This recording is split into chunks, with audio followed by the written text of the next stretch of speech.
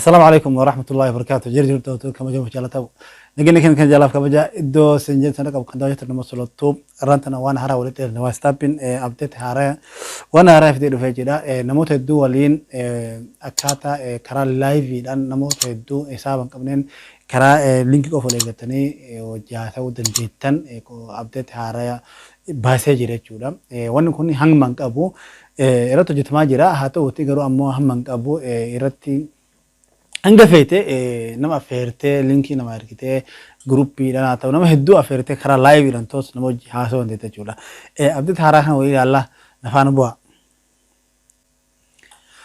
Walitti deebinee jirra.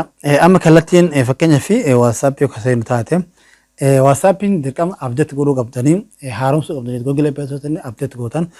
Amma yeroo seenuu asirratti naa baasa laakiin ammoo naa hin baafne jechuudha. Waan naa hin baasaniif kallattiin gabbaanetiin update goona play store senne yeroo rabaane whatsapp itti barreessina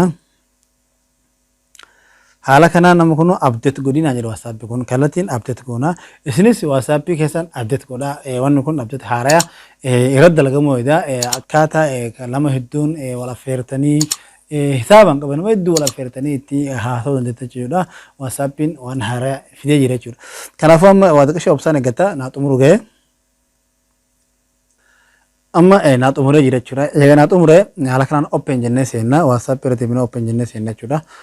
Yeroo open seennee seennu kallattiin update haaraa kan dhufee nu dhufaa qabatee dhufaa jechuudha. Amma yeroo seennu haala kanaan yeroo nuuf baasu haala kanaan nu baasu bakka kool sadaffaan haara dhufna.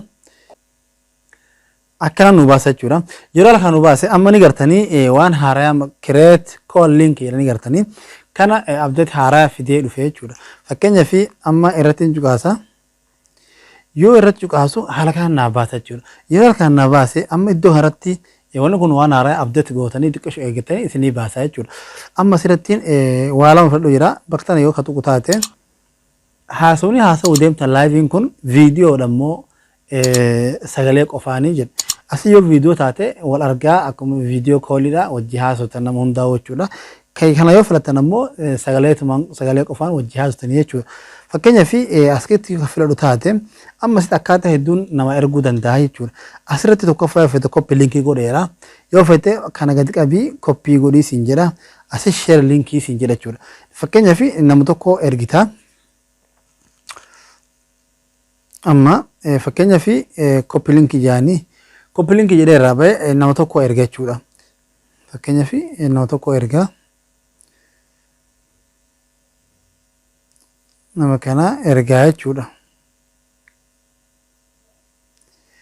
Liinkiin ergaaf liinkiin ergeef liinkiin haala kanaan kallattiin bira gahaa jechuudha. Yeroo liinkiin qabatu kallattiin liinkiin gara viidiyoo isa fidaa jechuudha.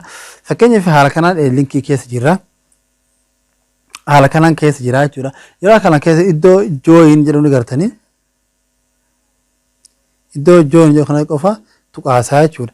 Yeroo iddoo join tuqaasu kallattiin waliin haasawa eegallaa jechuudha. Kallattiin waliin haasawa eegallaa amma waan waraabaa jiruuf sagaleen kenna waraabamu haala kanaan eegallaa jechuudha. Yeroo keessa barbaadesi kallattiin kansal godhee keessa ba'aa jechuudha. Fakkeenyaaf meeyyuu kallattiin gara viidiyoo kana keessa jiraatu taate osoma keessa jirtu nama biraallee dabalachuu dandeettaa jechuudha. Nama biraa dabalachuu dandeettaa jechuudha. Osoma viidiyoon haasaa jirtu iddoo kana gartanii jala kana gochuu qabtan namootaan biras affeeruu dandeettaa nama hedduudhaan wajjin laayiviidhaan kallattii waan feetan akka duraanii wanni hin jiru nama wajjin abbaa feete nama biraa dabalachuu dandeettaa ergachuu dandeettaa haala kanaan websaayitiin abdeet haaraa qabatee dhufe jechuudha. Qophii kana itti fayyadama abdiin qaba. Hanga qophii kana fakkaatu deemtu nagaan nuuf tura.